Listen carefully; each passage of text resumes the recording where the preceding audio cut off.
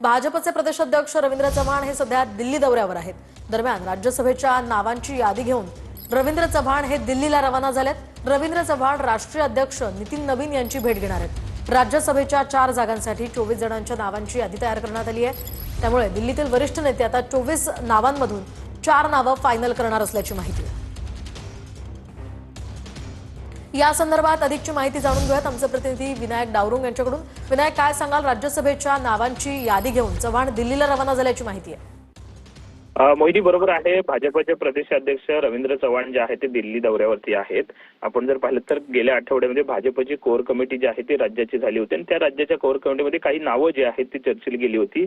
याच नावांची यादी घेऊन राज्यसभेच्या संपूर्ण उमेदवार कोण असावा या नावांची यादी घेऊन रवींद्र चव्हाण जे आहे ते दिल्लीत गेलेले आहेत। नितीन नवीन जे राष्ट्रीय अध्यक्ष आहेत त्यांच्या सोबत ही बैठक जी आहे ती त्यांची होणार आहे। या बैठकीमध्ये प्रत्येक नावावरती खलबत जे आहे ते होतील। कुठलं नाव कुठल्या विभागावर देणं गरजेचं आहे। 4 जागा ज्या आहेत त्या भाजपच्या कोट्यात आलेल्या आपल्याला पाहायला मिळतात भाजपच्या वाट्याला आणि त्यामुळे या 4 जागांवरती उमेदवार कोण असावा यासाठी आता दिल्लीत खलबत जी आहे ते आज होतील आणि त्यानंतर 1-2 दिवसात ही संपूर्ण नावं जी आहेत ती फायनल केली जातील।